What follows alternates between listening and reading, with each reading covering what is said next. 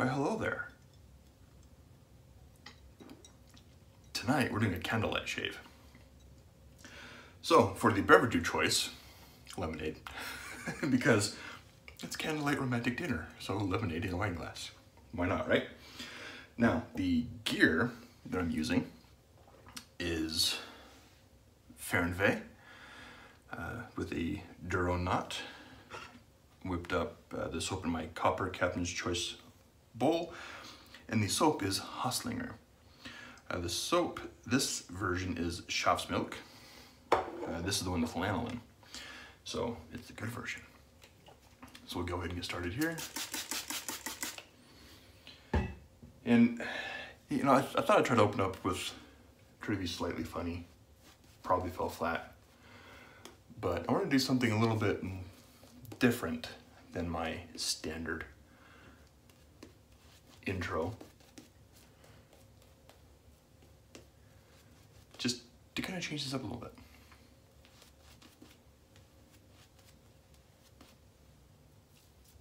Man, this feels really good. The hardest part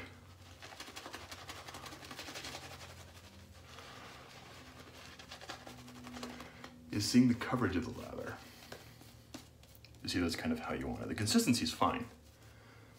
I did whip this up, obviously, before I started recording. And I did it before I turned the lights off and went for the candles. So, oh, and the razor I'm using is the Clog Pruf with a 12th something use gem PTFE blade. And this is kind of creepy. So I also thought about doing something a little different tonight, rather than going with the whole candlelight romantic dinner thing with the wine glass. For a second there, I thought about breaking out muerte. And then I'll butcher that pronunciation because I don't speak Spanish. And go kind of a more macabre approach. But that would have required a lot more preparation than I had time for. As I mentioned in my last video, right now is resident season, where I do 3 trainings a day, 5 days a week. And the trainings are 2 hours each.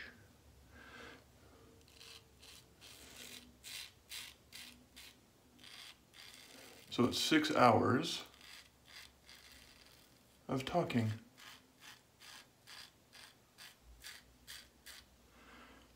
And it's not that it's 6 hours of talking, it's 6 hours of repetitive talking.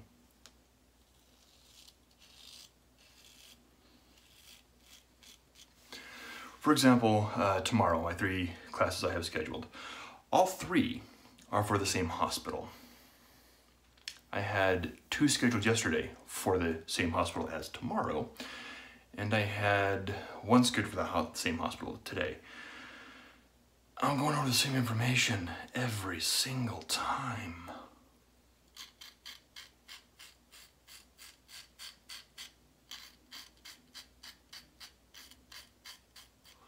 So it gets very boring and repetitive for me.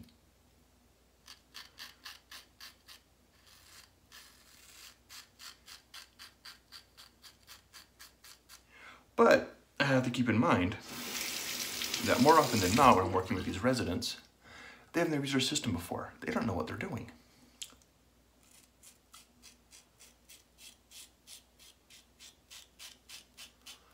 I also have to keep in mind that when I'm working with these residents, that they ultimately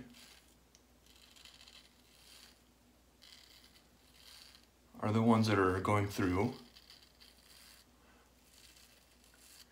and they're doing patient care, which is the most important thing, which is why I do what I do.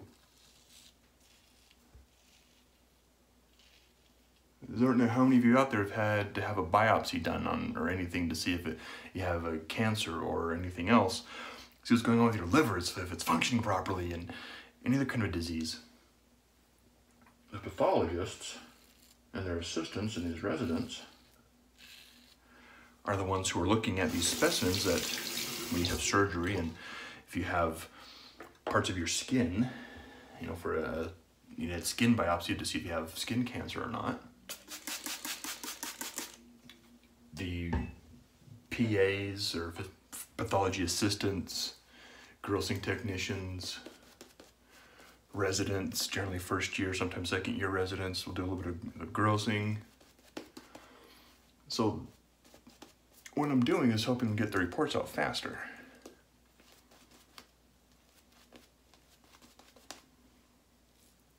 Because, good or bad, it's kind of taking away the transcriptionist out of the equation. So the pathologist, PAs, residents, they can dictate directly into the software, which goes directly into the report, so that they can get the report out quicker, get over to the patient's primary physician, so they can have a diagnosis faster. And that's the important part of my job, is helping the reports get out faster.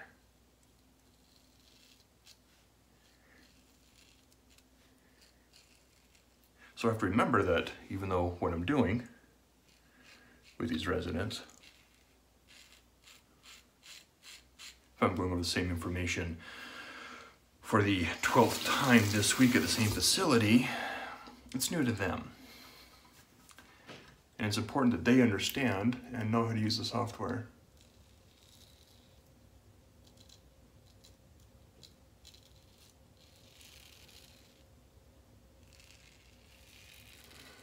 So I can't take any shortcuts or abbreviated portions of the training unless they'd used the software at another facility when they were in another year in their residency, or if I'm working with a fellow who's already done their residency, now they're specializing even further. If they've used the software previously and in recent past. I had one guy today who used the software at another hospital when he was doing his residency. So he knew how to use the software. All I had to do was do a little refresher on a couple things.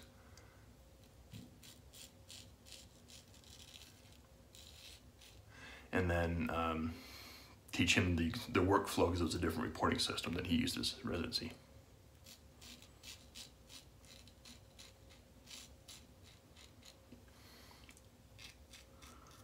Surprisingly, this is going pretty well. Famous last word, right? No, I can't see very well. I have the wonderful glare coming up here, and I'm back enough away from the candles. I have the candles kind of surrounding my sink. I think I have the 2, 4, 6, 8, 10. I have 10 candles burning right now.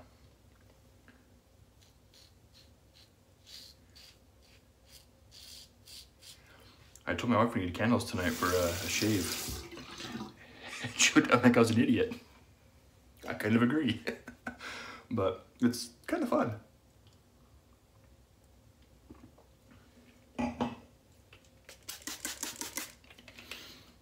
It is fun to do these kind of different challenges, just to kind of change these up a little bit. But anyway, so they're working with a couple of residents, and you know, it is stressful because it's repetitive. But ultimately, I mean, like I said, the reason I get out of bed every morning and go to work is because even though I'm not a licensed medical professional, what I am doing on a day-to-day basis is helping a patient who is wondering if they have cancer.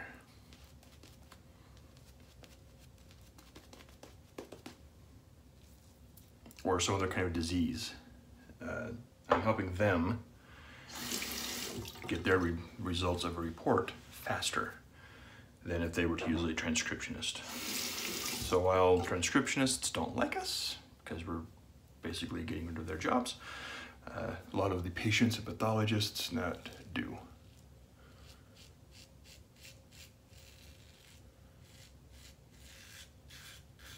But enough about work. Today's the 7th of July, or this evening is the 7th of July, and this will probably go up on the 8th. Hope everyone had a fantastic 4th of July weekend for those that are here in the United States. for those in the rest of the world, hope you had a great weekend. On Friday, we had off. So my family and I went up to a family cabin up at Bear Lake, which is on the Utah-Idaho border. My parents had been there. They went the weekend before. They spent about a week and a half up there. We went up there on Friday. My oldest two boys stayed with Oma and Opa, or for those that don't speak German, Grandma and Grandpa. For the rest of the weekend, they came home on Sunday. My wife and I and my youngest son came home Saturday night. Or Friday. We went up Friday morning, kind of hung out and relaxed a little bit. And then we came home that evening. One of my oldest two stayed up there with my parents, and they had a blast. And then on Sunday they came home, and I think I mentioned this earlier, is that I just bought a beautifully, still looks really good, but used Weber Smoky Mountain charcoal smoker. Sorry, Johan, it's charcoal, not pellets. My dad uses pellets. But I bought that the week before, and I haven't used it. Mostly when I bought it, I didn't have any meat to smoke. It was kind of a spur of the moment. It was on sale. It was on the Facebook Marketplace. It was a really good price. It was over an hour drive away. Well, I said, hey, let's see if we can go get it. See if we can go look at it. Looked at it, it looked really good. We came home with it. So then we had to buy meat to smoke. So we bought ribs. And we did the curbside pickup at the local grocery store. And we requested pork ribs, of course. But no, they were out of pork ribs. So what did they give us? They didn't give us good beef ribs, they gave us the beef back ribs. Not a lot of meat on those.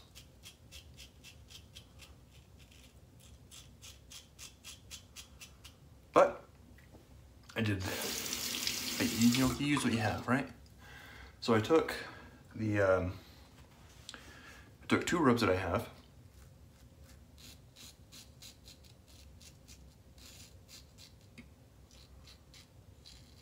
Did one rib or one rack in one rub, and second rack in a different rub.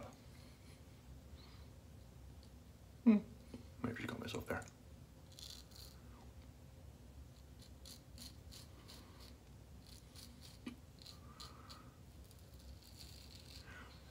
Then I threw them on the smoker, lit my coals, let it get up to temperature, but I was putting the rub and everything on.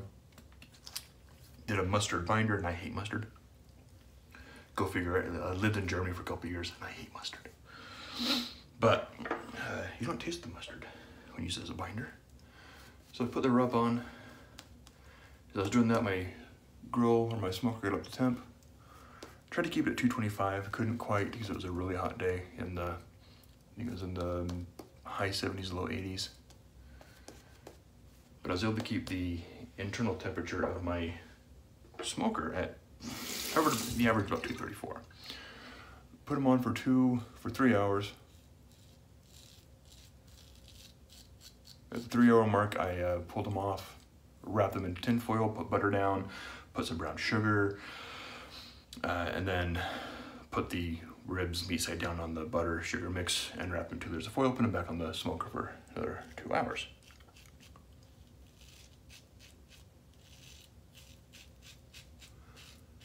And then at the 2 hour mark, I didn't check them, I didn't do anything, I just kind of sat outside. It was my first time ever smoking meat. And especially first time with this charcoal grill that doesn't have, it's not a pellet grill. I can't just set the temperature and let a fan do its thing. It doesn't work that way. So I had to play with the vents at the bottom a little bit. A couple times as the temperature spiked. And then as it got low, I'd open the vents a little wider, but averaged about 234 degrees for the entire cook. And pull them off after 2 hours in foil. I was gonna put them back on for another hour. But I went to flip it over, one of the racks, and one of the ribs just fell out. Now, for those of you that have not done a lot of smoking, if you have ribs that fall off the bone, that kind of means they're a little overcooked. But in this case, the meat in between the ribs, because when the butcher comes, it's the prime rib is right above the beef back ribs. So butchers for the store, like, you know, big box stores will go in and try to cut as much of that meat out in between the ribs as possible. So there wasn't a lot of meat in certain parts of this of the racks. So the rib that fell out was because of the lack of meat surrounding it. But it was still, I saw that and said, okay, well, let me double check, let me test the tenderness of this meat. So I took a toothpick. I could use my thermometer pen and done that, but I took a toothpick, poked it in between the center of the ribs, center of the racks, or the bones, and it was very tender. It went right in, just like a knife through butter. So I figured at that point, yeah, they're probably done. So I took a fresh sheet of foil and wrapped each rack again.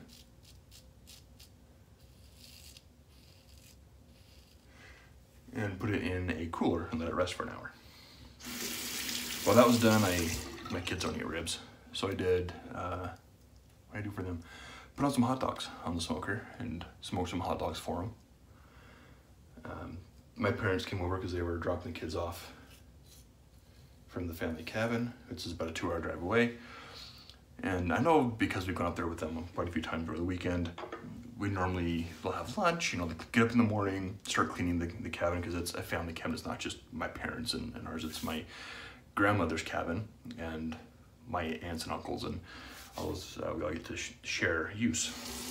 So as part of that is we clean it and take care of it. Yeah, we're done with it. You know, we go out for the weekend, we clean it before you leave. Just treat it with respect. So, you know, we clean it in the morning, have lunch, and then usually hit the road about 1 o'clock. So meaning that you get home about 3. And I knew my dad had ATVs and everything to clean up. So I called and said, hey, what are you guys doing for dinner tonight? Why don't you guys go ahead and come on over, I'm gonna smoke some ribs. So they ended up coming over. My dad, as I mentioned, has been smoking meats for a couple of years. They came over, had dinner, and all the racks were gone. There were no meat left. So I think it went over pretty well. That was my Sunday. And then Monday started Hell Week. And that's where I'm currently at, is Hell Week. But anyway, that was my 3-pass wonderful shave via candlelight. Romantic ambiance here with my wine glass full of lemonade. But the gear I used again is Haslinger. My puck is somewhere. I don't know where it went. But I whipped everything up in my copper Captain Choice bowl. If you like bowl lathering, you're very good to have. There'll be a description for most of this gear below, but some of it you can't get anymore. It's vintage, like the wonderful razor here. The Clog Pruf from Gem. Beautiful, beautiful razor. The brush was Fernweh from Craving Shaving with a 26mm Duro knot. Beautiful brush. This is my very first brush from Craving Shaving, and that started the landslide that I'm currently in. And everything performed very well. Haslinger is a great soap. I wish they still had the lanolin base. I understand why, as a company, why they changed. I haven't tried the new base yet. That's the palm oil, but whew, that was a great shave. Haslinger's a wonderful soap, hard puck. Will last you for a very long time. But anyway, guys, thank you for tuning in and listening to me ramble. If you're still here, thank you for all my new subscribers. I'm getting close to that 200 mark. Let's see if we can crack that before the end of summer. We'll see. Anyway, again, thank you for tuning in, and I'll catch you guys next week. I was so excited by how that went. I forgot to do my tags. I am tagging Anthony Vincent and the Peaceful Shaver. Their links to their channels will be below in the description as well. So gentlemen, you are up. I can't wait to see what you do.